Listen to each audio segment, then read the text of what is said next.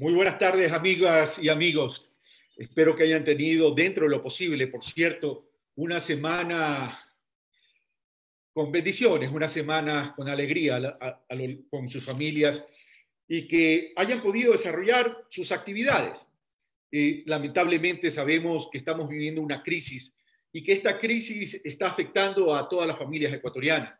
Pero sin embargo, de aquello, tenemos que ponerle fe, tenemos que ponerle esperanza. Tenemos que pensar que estas crisis son temporales y que esta crisis agravada por las malas políticas de un gobierno, por la falta de solidaridad de quienes conforman ese gobierno, va a pasar. Y ya le quedan 11 meses. Yo recuerdo cuando era niño que nos enseñaban, incluso en los diarios impresos, que decían, faltan tantos días para la Navidad. Creo que vamos a tener que retomar esa costumbre de la infancia. De pronto, los jóvenes de hoy no conocen aquello, porque vivíamos otras épocas, pero vamos a tener que poner ese calendario en nuestras casas, en nuestras oficinas, en nuestro trabajo. Faltan tantos días para que se vayan. Faltan tantos días para que nos dejen en paz. Faltan tantos días para que ya no hagan más daño al pueblo ecuatoriano, a nuestras familias. Pero en fin, es lo que tenemos y nos toca. Es con lo que tenemos que convivir y coexistir. Pero sin embargo, de aquello debe estar presente nuestra fuerza, nuestra voluntad, nuestra garra. Porque en momentos de crisis, como suelo decirles cuando converso con ustedes, ya sea en las entrevistas, ya sea en los conversatorios, ya sea cuando estábamos recorriendo de forma presencial o en los recorridos virtuales que estamos realizando por todas las provincias. Y es en estos momentos de crisis cuando más se forja el carácter y la personalidad de un pueblo, cuando más se forja ese carácter y personalidad de toda una nación, el de nuestras familias. Y así debemos entonces enfrentar esta crisis. Y así tenemos entonces que enfrentar a aquellos que tanto daño nos están haciendo en estos momentos, donde no comprenden la realidad que estamos viviendo, que no comprenden los momentos críticos que está viviendo el país y el mundo, que no comprenden que esto no es un problema del país tan solo, sino que es un problema que ha derivado en una crisis mundial, si bien sanitaria, humanitaria, con un coletazo económico que afecta a la economía. Sobre todo esto, hemos hablado en esta semana que está concluyendo el día de hoy con varios medios de comunicación y con dirigentes de movimientos y organizaciones sociales y ciudadanas. Por eso quiero comenzar agradeciéndole a toda esta gente linda con quienes nos hemos reunido, con los dirigentes cantonales de Guayas, con los dirigentes de la Amazonía, de Sucumbíos, gracias Juanita Medina en Sucumbíos, gracias a Juan Salazar y Javier Guerrero por haber organizado este conversatorio de los distintos cantones de la provincia del Guayas, gracias a la provincia de Los Ríos, a Eduardo Hidrobo y Marta Intriago por haber coordinado esta reunión con dirigentes de estos movimientos y organizaciones sociales y ciudadanas. Gracias a esos dirigentes y en especial a Richard Martínez por haber organizado este conversatorio con dirigentes de la provincia del Oro, con quienes hemos conversado y ya vamos a conversar sobre cuáles son los principales problemas que les preocupa a todos estos compatriotas, a todos estos hermanos y hermanas en función de lo que estamos viviendo ahora. Porque ya no solo preocupa la crisis como tal, sino que está preocupando es la post-crisis, de cómo vamos a salir de esta crisis en términos de reactivación de la economía y en términos de algo que va a ser fundamental, la lucha contra la corrupción, pero no de forma teórica, no tratar de decir que se va a emprender una cirugía mayor contra la corrupción y resulta que no se ha hecho nada, y no solo que no se ha hecho nada, sino que se facilitó la corrupción desde el gobierno nacional al haber entregado los hospitales como cuota de poder político tan solo para alcanzar supuestamente gobernabilidad en la Asamblea Nacional. Ya vamos a hablar también de eso. Gracias a Radio Amazonas de Yanzasa, en Zamora Chinchipe. Gracias a Radio Dynamic de la provincia de Loja. Gracias a mi Radio TV de La Libertad, la provincia de Santa Elena. Gracias a JC Online de Puerto Viejo, provincia de Manabí. Gracias a Radio Cañaveral de la provincia de Manabí, en Santana. Gracias a Radio Alfa de Cañar. Gracias a todos ellos por invitarme a participar con mis comentarios, con las propuestas, para hablar de este nuevo progresismo, de este proyecto político que no solo pretende llegar al poder en febrero a abril ganando las elecciones y en mayo como para posicionarse como un nuevo gobierno de la República del Ecuador, sino para no solo utilizar la palabra rescatar o recuperar el rumbo del país, sino para revertir todo el desastre, todo este deterioro que se ha venido haciendo durante estos 3 años. En esta semana nos hemos visto en la necesidad de comentar algo que no estaba en nuestros planes, pero que refleja la agenda política del gobierno y la agenda política de determinada autoridad de control de pretender incidir en el proceso electoral.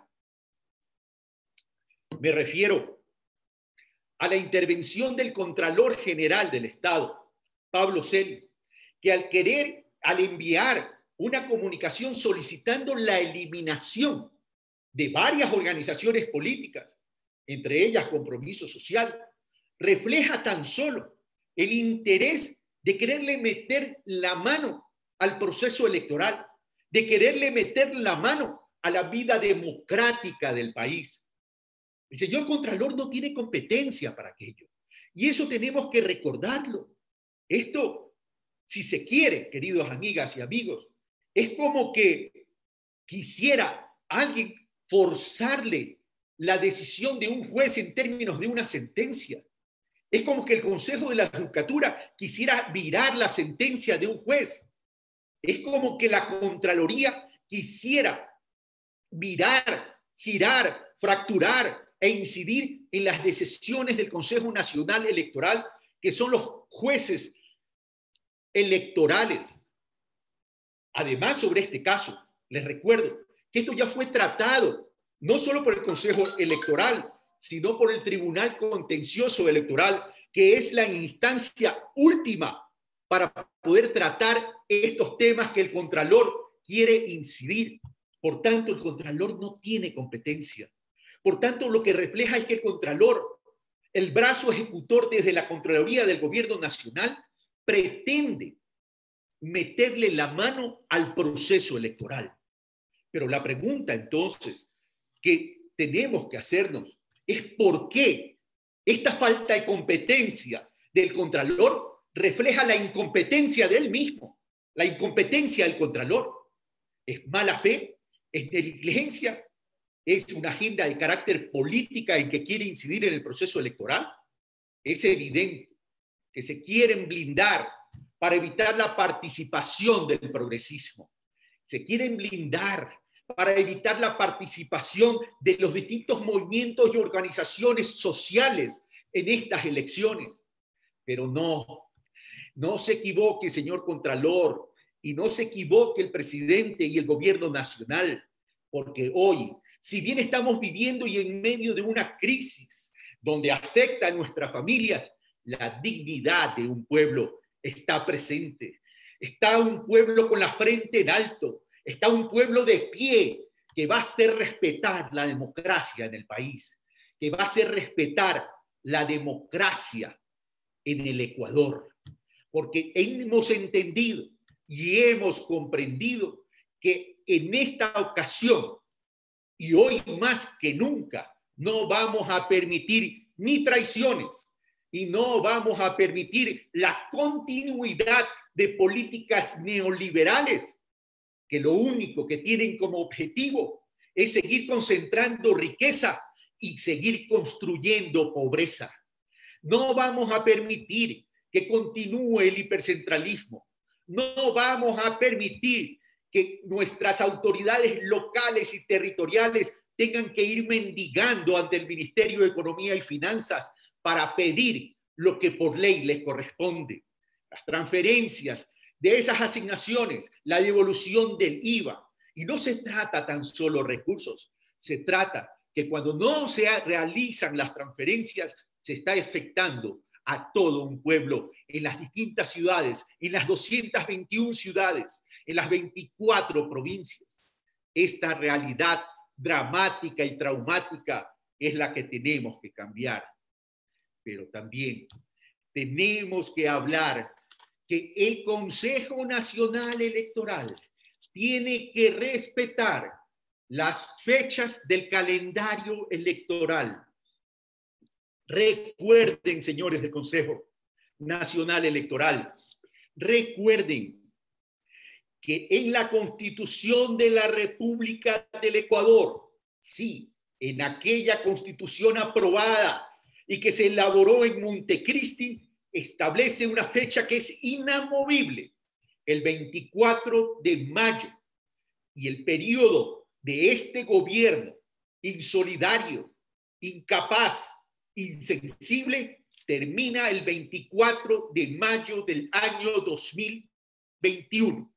Y en consecuencia, ese calendario electoral tendrá que respetar que febrero es la primera vuelta electoral y que en el mes de abril será y deberá ser así la segunda vuelta electoral. En consecuencia, convoco a la ciudadanía, convoco a todo ese pueblo progresista y a todos los ecuatorianos para que estemos atentos a que el Consejo Nacional Electoral, que no es de fiarse, no vaya a alterar lo que ya está establecido, porque a este gobierno no se lo aguanta un mes más aún posterior al año que termina con sus funciones. Pero también, señores del Consejo Electoral, cuidado, establezcan desde ya las reglas claras de juego para la asignación de los distintos candidatos a las diferentes dignidades. Reglas claras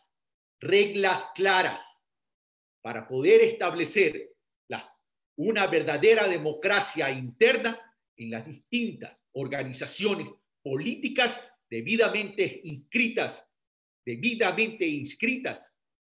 en el Consejo Nacional Electoral. Y también a las organizaciones, a recordarles que la base política de un país debe nacer de la base social y ciudadana. Por eso es que siempre digo, hay que comenzar a construir verdaderos sujetos políticos ciudadanos que se empoderen no solo en los territorios, que se empoderen no solo en las ciudades, en las provincias y en el país, sino en la democracia, en los valores democráticos.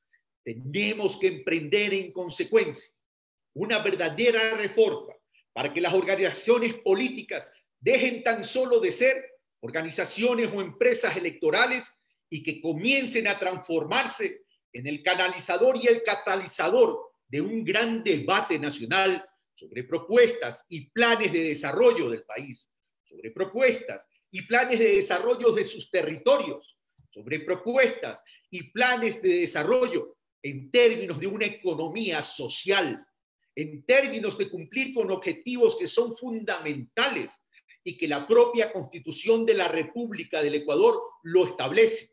El ser humano como principio y fin de todo. El ser humano por encima del capital.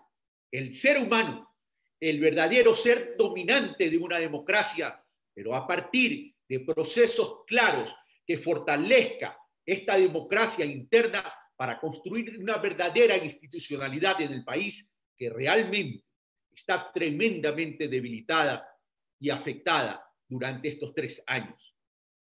Pero también hemos visto que en medio de esta crisis, que en medio de los llantos, la desesperanza y la angustia de todo un pueblo, viene la institución que es rectora del sistema eléctrico del Ecuador, CENEL, y sobre todo dice, y mejor dicho, más que dice, envía facturas con incrementos en la tarifa del consumo eléctrico, y afectando principalmente a la población de la provincia del Guayas. Pero lo que no dicen es que han aprovechado de la crisis, tal cual como lo aprovechó el gobierno cuando hace aprobar estas dos leyes insolidarias e infames, como la ley mal llamada de apoyo humanitario y esa ley mal llamada de ordenamiento de finanzas públicas. En esas planillas eléctricas, en vez de establecer el consumo mensual para poder establecer el subsidio real, acumula los montos y evidentemente entonces el subsidio disminuye, perjudicando a las personas que deben ser realmente beneficiarias de aquel subsidio. En vez de establecer tan solo si no tomaron las mediciones de forma mensual y la acumularon durante los 3 meses, debieron entonces haberlo prorrateado a nivel de los meses para sacar un promedio mensual, para que de esa manera cada mes se vea beneficiado, cada consumidor en su mes respectivo se vea beneficiado de aquel subsidio. Pero no, se van por lo fácil, se van por lo simple, porque no piensan en la tranquilidad tuya, no piensan en la tranquilidad de nuestra familia, no piensan que estamos viviendo un momento crítico y que en los momentos de crisis hay que ser solidario, hay que ser responsable, pero siempre hay que ser eficiente. Y eso CNEL no lo hizo. Pero claro, el gobierno está preocupado del Fondo Monetario Internacional, el gobierno está preocupado en la cooptación de poder, el gobierno está preocupado en las elecciones del 2021, pero no está preocupado en ustedes, en sus familias, en su bolsillo, en su presupuesto familiar. Esas son las cosas, entonces, que tenemos que corregir. Pero no solo ahí, hay un hecho que transparenta y refleja la falta de solidaridad de un gobierno y la falta de ausencia de liderazgos políticos. Por eso tenemos que seguir construyendo ese liderazgo político, el nuevo progresismo, para recuperar la solidaridad, para recuperar la dignidad de un pueblo. Pero también tenemos que hablar de que en estos últimos días, sí, en estos últimos días, un asesor económico del presidente de la República de apellido González, si no me equivoco de nombre Manuel, hizo una declaración, e hizo una sugerencia, e hizo una propuesta, y dice, suelto de huesos, hay que reducir el salario del sector público en un 35% y hay que incrementar el IVA en un 14%. Dejemos por un momento el IVA. Dejemos por un momento el IVA. Y que ya lo voy a tratar. Y concentrémonos en aquella propuesta de disminuir en un 35% los salarios del sector público. Sí. Hoy ya está una reducción del salario del sector público en un 12 o 15%, pero en términos reales representa una disminución del salario del 25%, más allá de las desvinculaciones que han existido hasta la fecha del día de hoy. 250.000 desvinculaciones, eso significa despidos, con una afectación al seguro social de más de 30 millones de dólares mensuales, con lo cual debilitan aún más a la seguridad social ecuatoriana. Pero proponer una disminución del 35% de los salarios del sector público, claro, que hay algunas personas que no entienden que en esta crisis necesitamos que todos los ciudadanos y ciudadanas tengan tranquilidad en sus presupuestos familiares para poder seguir cumpliendo y honrando sus obligaciones, sostener a sus familias y activando la economía. Pero ellos no lo entienden. Ellos no lo entienden, porque para ellos, que tienen una condición socioeconómica distinta a la mayoría de la población ecuatoriana, es muy fácil vivir esta crisis con plata en el banco, con plata en el exterior, con patrimonios acumulados. Y no que mis hermanas y hermanos ecuatorianos, aquellos que no han podido ahorrar y aquellos que no han podido acumular patrimonio, no es que no lo han hecho por irresponsables, no es que no lo han hecho por falta de voluntad, porque no es que no están trabajando, porque no tienen una visión en su vida. No, no lo han podido hacer, y entiendan de una vez que no lo han podido hacer porque la clase vulnerable responde a una brecha económica, social, de exclusión histórica en el Ecuador. Casualmente porque la aplicación de esas políticas de derecha neoliberales que han concentrado tremenda riqueza y que no han permitido la construcción de una gran clase media, pero también están afectando a una clase media que también proviene del sector público, como también proviene del sector privado, y que se le reducen los ingresos, afectan sus presupuestos familiares. Pero a pesar de eso, siguen queriéndoles afectar la poca tranquilidad que ya les queda. Por eso, febrero y abril y mayo del 2021 representan una gran oportunidad. Representa la esperanza, representa la fe, representa la fuerza de un pueblo que quiere gobernar, de un pueblo que quiere ponerse de pie, de un pueblo que quiere honrar y homenajear a la dignidad de una nación. Por eso que en ese gobierno futuro, de ese nuevo progresismo, no permitiremos que nada ni nadie pretenda siquiera arrodillar a nuestra gente. Por eso no permitiremos que nada ni nadie, ningún poder externo, quiera robarnos la soberanía de un país. Pero además de todo esto, ¿dónde se refleja la falta de solidaridad de este gobierno nacional? ¿Dónde se refleja? Además de quererle reducir el sueldo a los trabajadores del sector público, están algunos impagos. Se les demora en los pagos. Hay despidos que se hacen en el sector privado y en el sector público que ni siquiera los liquidan. ¿A eso tenemos que enfrentarnos? ¿Eso queremos seguir viviendo?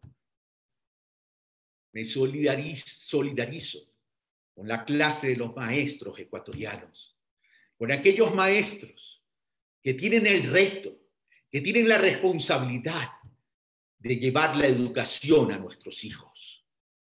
A esos maestros que no solo que no se les paga, sino que no se les da las facilidades que merecen para poder ejercer su labor de forma eficiente. Hoy, que estamos viviendo en esta crisis, el Estado se vuelve más necesario. Hoy que estamos viviendo esta crisis, el Estado debe ser mucho más fuerte y eficiente, porque solo en el tema de la educación pública, en medio de esta crisis, yo quiero invitarlos a hacer la siguiente reflexión. Y esa reflexión tiene que ver, a lo mejor no conmigo, ni con usted, que podemos tener otro tipo de realidad en la vida, pero quiero que por un momento pensemos en los más pobres de la patria, en aquellos que están en la mayor de las profundidades del Ecuador, ya sea en las zonas urbanas, ya sea en las zonas rurales.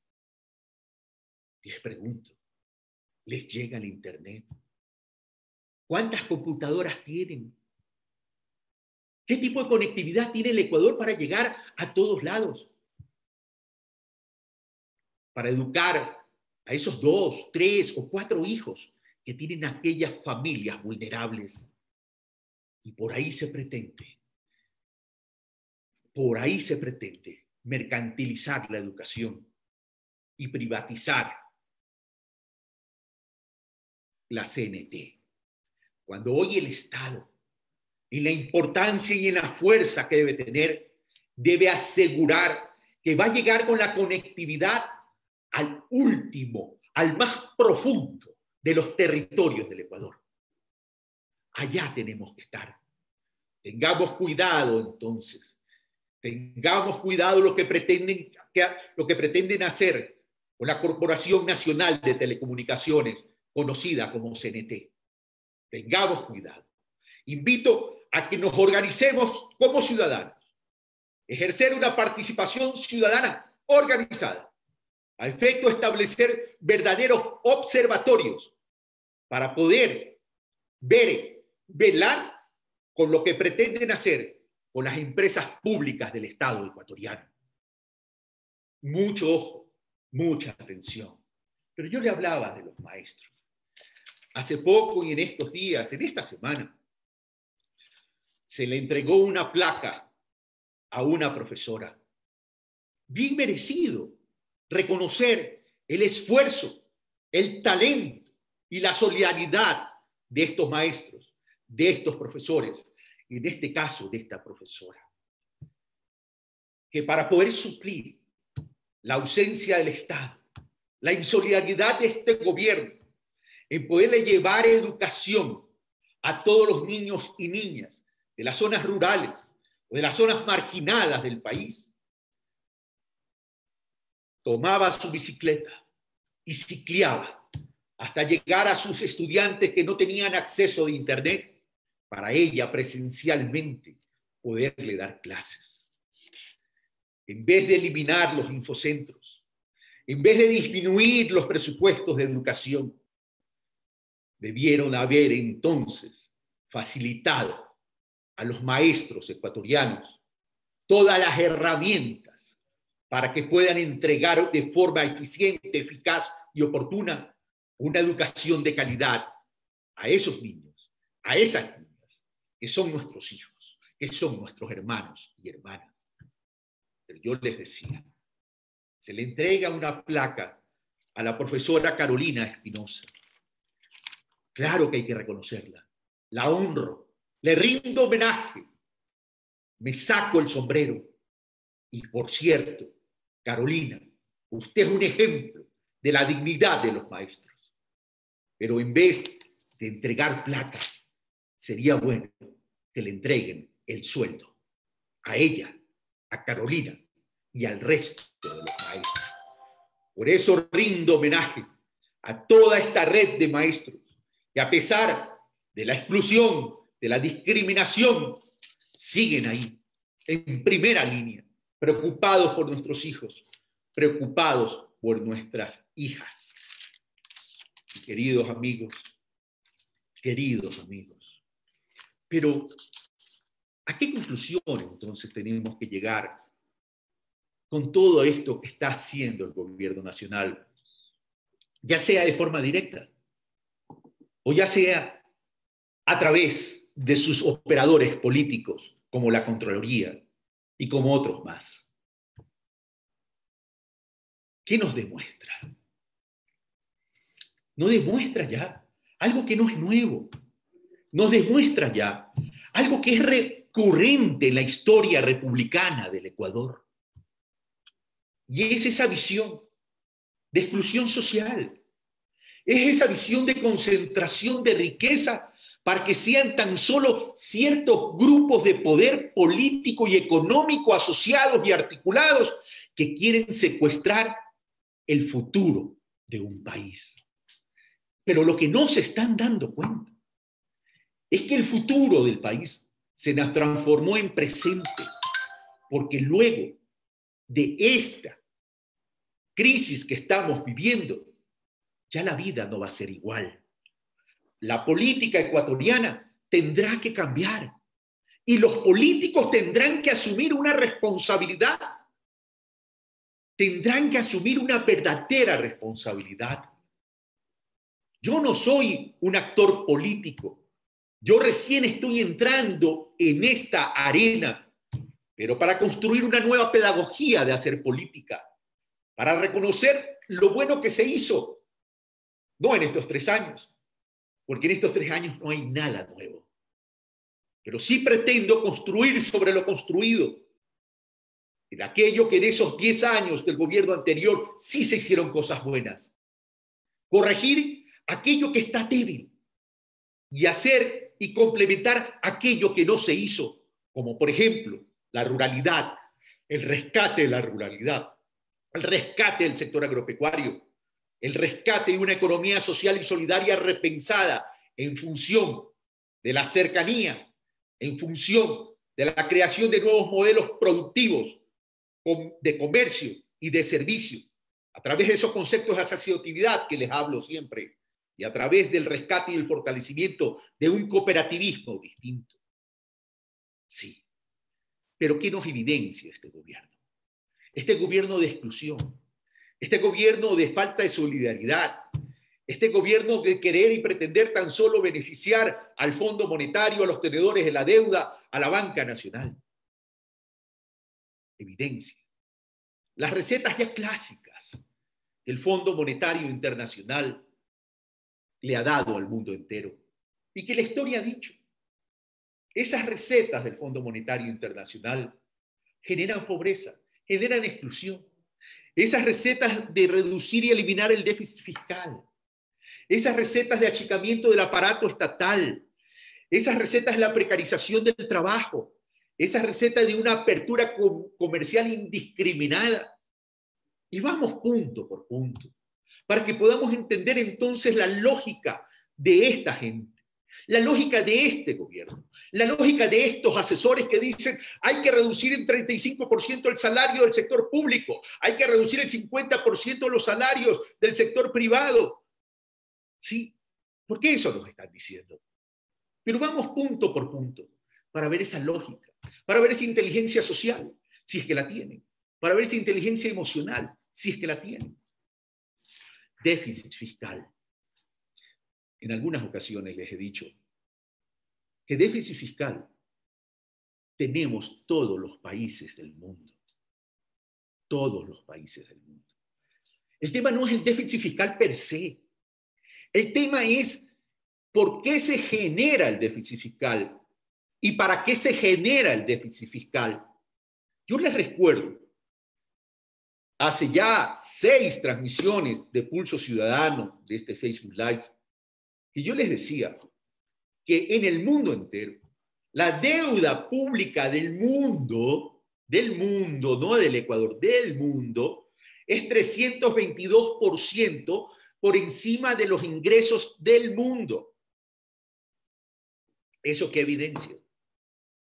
Evidencia que los países y las naciones recurren a fuentes de recursos porque los necesitan para poderlos incorporar en la economía real, en la economía de la producción, en la economía de los servicios.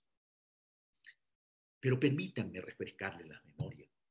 Claro está que este gobierno no ha entendido lo que es economía real, que este gobierno no ha entendido que esa economía real de la producción, que esa economía real de los servicios es alta generadora de trabajo. Y si es alta generadora de los trabajos, ¿qué significa, queridos amigos? Que ustedes y yo vamos a tener ingresos. Y si ustedes y yo vamos a tener ingresos, vamos a consumir en la economía. Y si consumimos en la economía, incrementa la demanda. Porque si hoy hay una persona que quiere consumir este gel fabricado en el Ecuador, por ejemplo, y el día de mañana, en vez de una persona que quiera comprar este gel, hay 2 personas, y pasado mañana hay 3 personas, y al día siguiente hay 5, 6, 7, 8, 10 personas, ¿qué significa? Que si yo tengo ingresos y demando la compra, el consumo de este gel, ¿qué va a pasar? La fábrica o los fabricantes que elaboran este gel van a producir más. Pero para producir más, ¿qué necesitan? Invertir más. Y cuando se invierte más porque quiero ampliar mi capacidad de producción, porque hay gente que cada día más quiere consumir mi producto, necesito contratar más empleados. Esa es la lógica de la economía. Pero si en vez de fomentar y dinamizar la economía para que los trabajadores tengan ingresos, resulta que permito el cierre de las empresas, Resulta que le disminuyo los ingresos a las personas. Y resulta que despido a los trabajadores. Ya no va a haber quien compre pues este gel. Ya no va a haber quien produzca este gel. Y no porque esa empresa no quiera producir, sino porque no va a tener trabajadores para que produzcan. ¿Y por qué no va a tener trabajadores para que produzcan? Porque no va a haber personas, trabajadores que tengan ingresos para comprar el gel, para demandar la compra de este gel. Por tanto, hay una contracción en la demanda. Eso es lo que están creando en este gobierno. Y eso es lo que quieren y pretenden hacer. El deterioro de una economía que es a conciencia, porque el deterioro lo están haciendo a conciencia, es afectar la tranquilidad, los presupuestos en consecuencia de sus familias. Ese es el famoso déficit fiscal que quieren eliminar y quieren disminuir porque se concentran en eso. Porque tan solo ese endeudamiento de más de 25.000 millones de dólares en estos 3 años, lo han utilizado no para incorporarlo a la economía real, de la producción del servicio, no para atender la crisis. Acuérdense que solamente el presupuesto de inversión en salud pública disminuyó 36%, que en educación casi 2.000 millones de dólares lo redujeron, sino que lo utilizaron para sustituir deudas y para financiar importaciones. Quiero ser repetitivo en esto, porque necesito que ustedes tengan la claridad de los dos modelos que están chocando en estos momentos. El modelo corporativo del capital financiero especulativo que responde a esa visión neoliberal versus un modelo progresista que responde a un desarrollo social de economía solidaria a partir de la distribución de los recursos. Claro. Y dicen que las reservas aumentan, claro. Aumenta la reserva cuando aumenta la deuda, disminuye la reserva cuando pagan la deuda. Pero ¿cuánto se va a la economía real? Absolutamente nada. No están cuidando siquiera la dolarización. Achicamiento del aparato del Estado, dice el Fondo Monetario Internacional.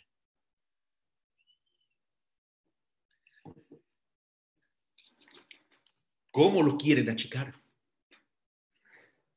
Lo quieren achicar, afectando el salario. Ya lo dije. Este señor, ¿qué dice? Este señor dice disminuir el 35% de los salarios del sector público. 35%. Pero adicionalmente, despedir personas, vender empresas públicas como CNT. ¿Eso es lo que queremos? ¿Eso ustedes quieren? Yo ya les he expuesto las razones por qué el Estado es importante. Precarización laboral. Ya se envió al registro oficial para la publicación de esta mal llamada ley de apoyo humanitario, donde se precariza el trabajo, donde se establecen modalidades de flexibilidad laboral, reduciendo la jornada laboral y reduciendo hasta el 50% los salarios por un año, con la posibilidad de extenderse un año más, 2 años.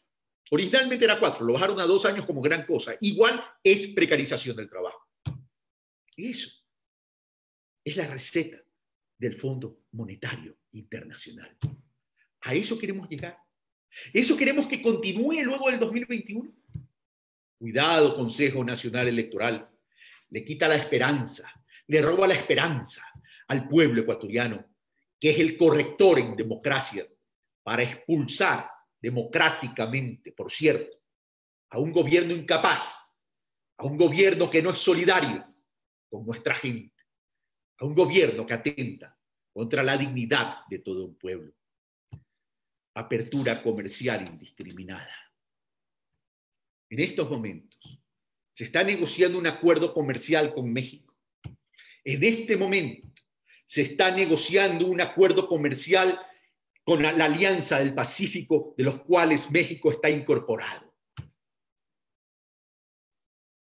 que hay que tener acuerdos comerciales.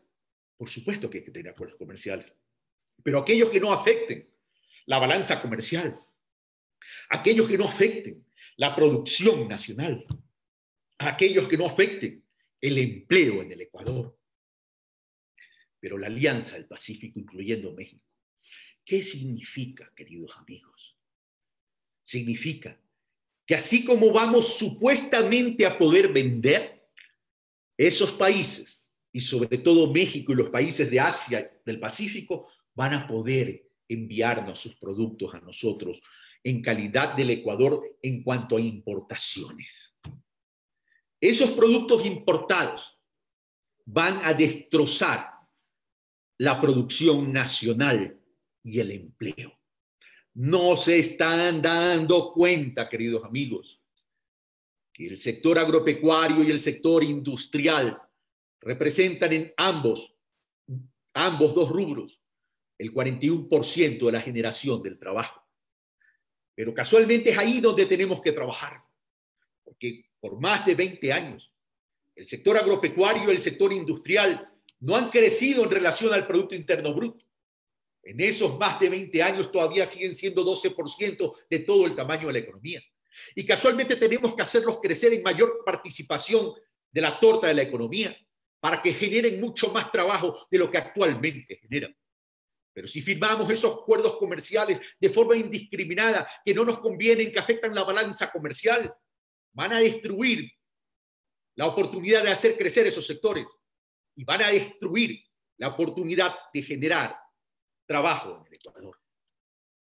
Pero yo les decía que este asesor económico del presidente y del gobierno nacional, Manuel González, así por lo menos lo identifican los diarios y los medios de comunicación, dice hay que subir el IVA en un 14%. ¿Saben lo que es incrementar el IVA en un 14% en un momento de crisis como esta que está viviendo el mundo y que está viviendo el Ecuador? Es que además de que ya perdieron el trabajo, que además que se les reducen los salarios, tanto en lo privado como en lo público, y que les afectan sus posibilidades de consumir en la economía, se les encarecen los productos y servicios incrementando el IVA en 2 puntos, en 14%. Pero por ahí saldrá alguien del gobierno a decir, es que durante el terremoto de Esmeraldas y Manabí se incrementó el IVA en 14%. Pero lo que no dicen, que ese incremento fue de forma temporal durante un año. Y lo que no dicen es que cuando se realizó eso, la economía nacional en su totalidad no se vio afectada. Fue una afectación parcial. Pero hoy vivimos una crisis sanitaria y humanitaria mundial que afecta a los países emergentes como el Ecuador. Y un incremento del IVA afecta al sector productivo. ¿Y por qué afecta al sector productivo? Porque afecta al consumidor. ¿Y quién es el consumidor? El consumidor es el trabajador. Y es aquel incluso que no tiene un empleo pleno y que sale a ganarse la vida y que con esos escuálidos recursos que consigue día a día tiene que consumir para comprar las cosas que necesita su familia. ¿En qué está pensando el gobierno nacional? ¿Qué le pasa al gobierno nacional? ¿No entiende que gobierna para 17 millones de ecuatorianos? ¿No entiende que esos 17 millones de ecuatorianos son seres humanos? ¿No están entendiendo que esos 17 millones de ecuatorianos son padres, madres, hijos, hijas? Que son niños, niñas, adolescentes, jóvenes, adultos y adultos mayores. ¿No están entendiendo el sufrimiento de la gente? ¿No están entendiendo el valor de la vida? ¿O ustedes tan solo entienden el precio de sus intereses? Lamentablemente, tenemos que alzar la voz de esta manera. Porque estamos indignados. Sí. Porque queremos reaccionar también.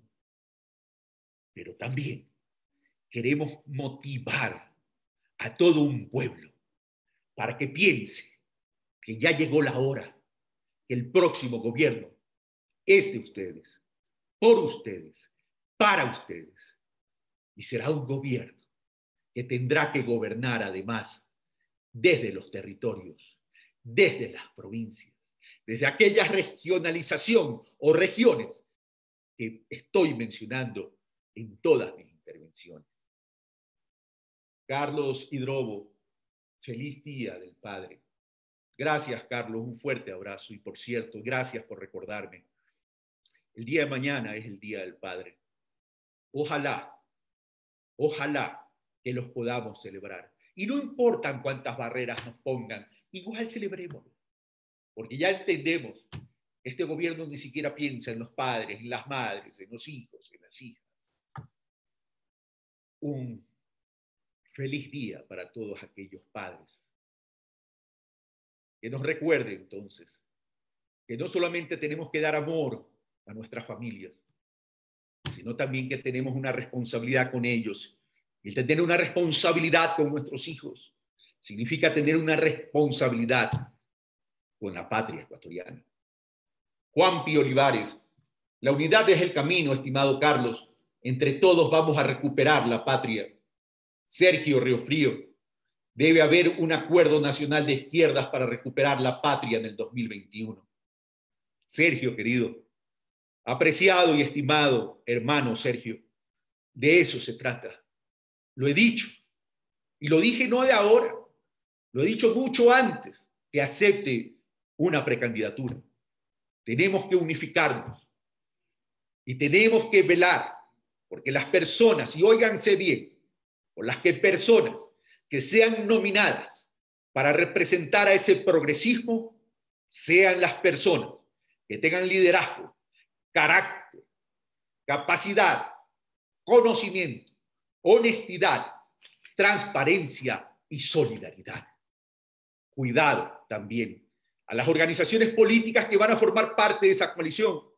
No entienden entonces el momento político e histórico que está viviendo la patria ecuatoriana. Johnny, señor Rabascal, ¿qué línea política sigue? La acabo de contestar. La del progresismo y la del nuevo progresismo. Y digo un nuevo progresismo casualmente porque estoy diciendo construir sobre construido, corregir lo débil y hacer lo que no se pudo hacer. Ver al Ecuador en un horizonte de tiempo, en el corto, mediano y largo plazo, para trabajar en función de una reforma estructural del país, para salirnos de la dependencia de recursos no renovables como el petróleo, lo cual, ojo, no significa dejar el petróleo bajo tierra. Y cuidado, se quiera coger mis palabras para hacer creer cosas distintas. Cuando algunos que aspiran a la presidencia de la República no son capaces de decirme en la cara las cosas y prefieren decirlos por interpuestas personas o en medios de comunicación, y al no tener esa valentía, ni esa transparencia, ni honestidad, no merecen entonces ni siquiera aspirar al solio presidencial. Dixon Zambrano, así se habla, el ser humano sobre el capital es ser coherente. Y algunos me dicen, alguna vez me dijeron, pero ese discurso es el discurso de los 10 años pasados, es el discurso de Rafael Correa.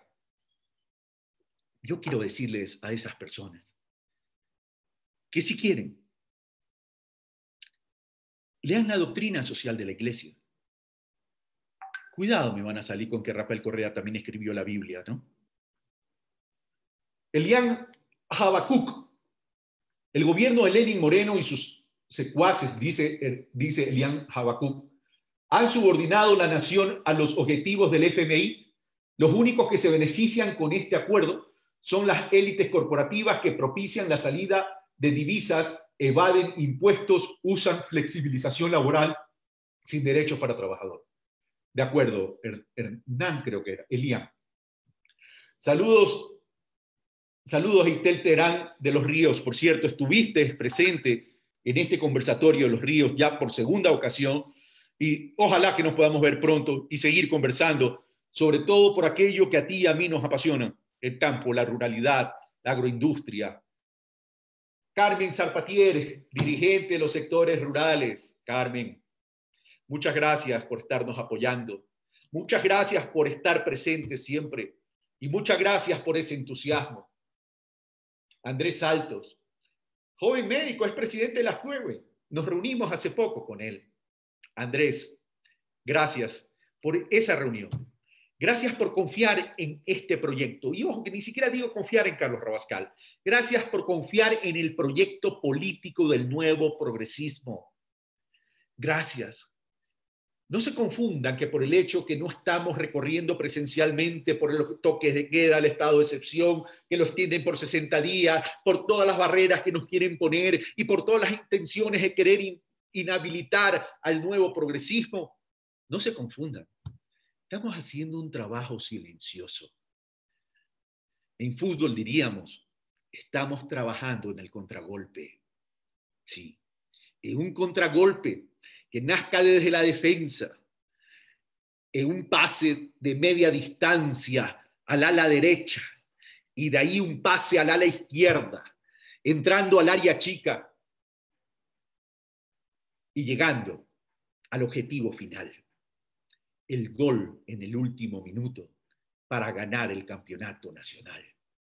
Ese es nuestro reto. Padres queridos, padres amados, padres de todas las familias ecuatorianas, a honrar a sus familias, a honrar a sus compañeras, a honrar a sus hijos, a construir desde el núcleo primario de una sociedad esa nación con fuerza, con dignidad, con fe y con esperanza. Recuerden que en esta crisis tenemos que forjar nuestro carácter, tenemos que forjar nuestra personalidad de nuestra nación, de nuestro país. Porque mientras siga viviendo el progresismo, la soberanía radicará en la decisión popular y la dignidad estará presente en los corazones de ustedes, el pueblo ecuatoriano. Los abrazo, los quiero y estaré con ustedes en cada momento que me necesiten. Hasta el próximo sábado y sigamos atentos, observando a dónde nos quieren llevar para, a través de nuestra voz, seguir presionando para evitar que tomen medidas que vayan en contravía de lo que requiere el pueblo ecuatoriano. Un fuerte abrazo.